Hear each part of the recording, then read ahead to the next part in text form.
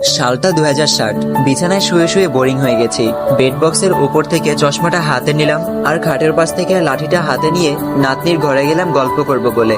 গিয়ে দেখি ল্যাপটপে কিছু একটা করছে। আমি যেতেই বলল, দাদুন তুমি বসো বসো, আমি টিউশনে যাব। বসলাম ওর ঘরে। ল্যাপটপটা খোলাই ছিল। চশমা চোখে দিয়েও ভালো দেখতে পারি না।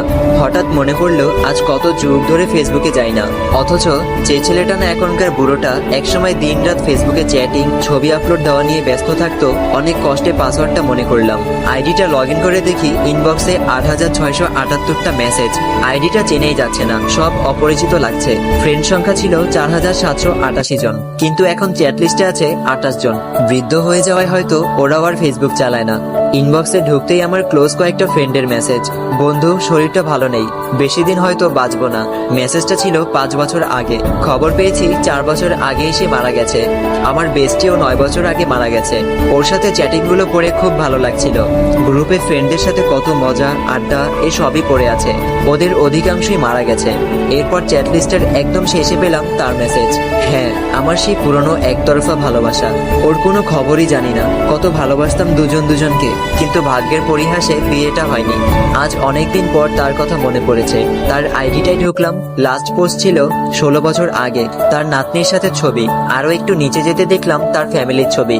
সে, তার স্বামী, মেয়ে, ছেলে আর নাতি নাতনি। খুব হ্যাপি ফ্যামিলি।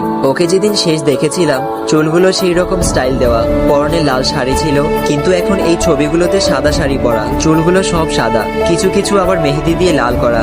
হঠাৎ মোবাইলের স্ক্রিনে নিজের ছবিটা দেখলাম। আমিও তো।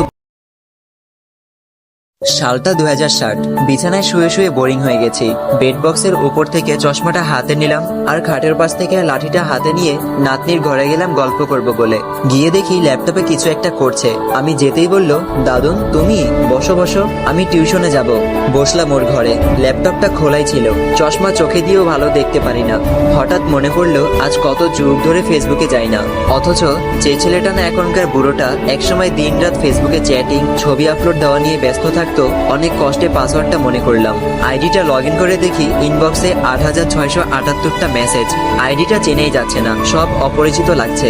ফ্রেন্ড সংখ্যা ছিল ৪৭৮৮ জন, কিন্তু এখন চ্যাট লিস্টে আছে ২৮ জন। বৃদ্ধ হয়ে যাওয়ায় হয়তো ওরাও আর ফেসবুক চালায় না। ইনবক্সে ঢুকতেই আমার ক্লোজ কয়েকটা ফ্রেন্ডের মেসেজ। বন্ধু, শরীরটা ভালো নেই, বেশি দিন হয়তো বাঁচবো না। মেসেজটা ছিল ৫ বছর আগে। খবর পেয়েছি ৪ বছর আগে এসে মারা গেছে। আমার বেস্টিও ৯ বছর আগে মারা গেছে। ওর সাথে চ্যাটিং গুলো করে খুব ভালো লাগছিল। গ্রুপে ফ্রেন্ডদের সাথে কত মজা আড্ডা এসবই পড়ে আছে। ওদের অধিকাংশই মারা গেছে। এরপর চ্যাট লিস্টের